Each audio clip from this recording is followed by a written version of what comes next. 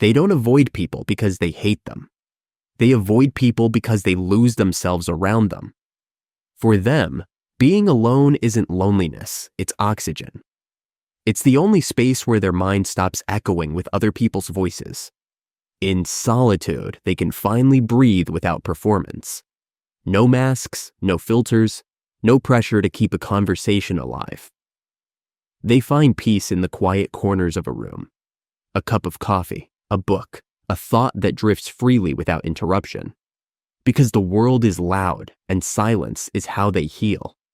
It's not isolation, it's calibration. They notice things others overlook. The way sunlight moves across the wall. The way time slows down when there's no one watching. When they're alone, they're not escaping life, they're returning to it. Because solitude isn't absence of connection, it's presence of awareness. But many don't understand this. They mistake their silence for sadness, their distance for disinterest. Yet, people who love being alone aren't running away. They're simply choosing peace over noise, depth over distraction. Psychologically, it comes from hyper-awareness. Their brains are wired to absorb everything: tone, tension, emotion.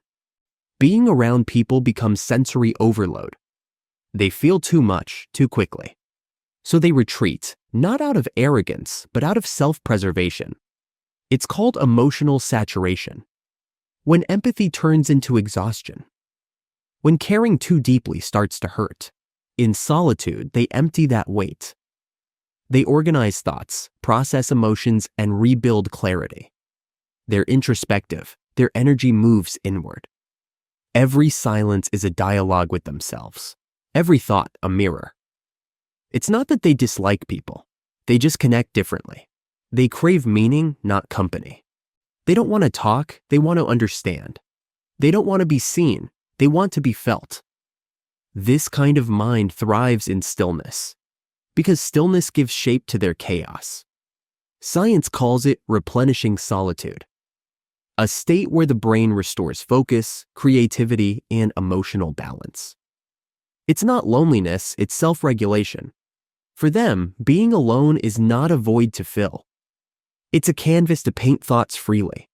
They know how to enjoy their own presence, because they've learned that peace doesn't come from others. It grows from within. You'll find them walking alone, not because no one joined them, but because silence makes the world more beautiful. They listen to rain like it's a conversation. They find meaning in pauses and beauty in empty spaces. Their relationships are few, but real. They choose people who understand silence, not those who fear it. Because for them, love isn't about constant closeness. It's about quiet understanding, the comfort of being alone together. They know that solitude sharpens the mind. It teaches patience, resilience, and clarity. It transforms loneliness into strength.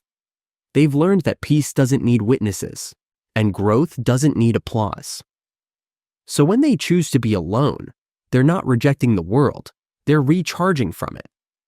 And maybe that's the truest kind of connection. To meet yourself fully before trying to meet anyone else. Because those who love being alone aren't empty, they're full. Full of thoughts, dreams, and quiet power. They're not afraid of silence, they've made it their home. And maybe that's what peace really is. Not being surrounded by people, but being surrounded by yourself, and finally feeling whole.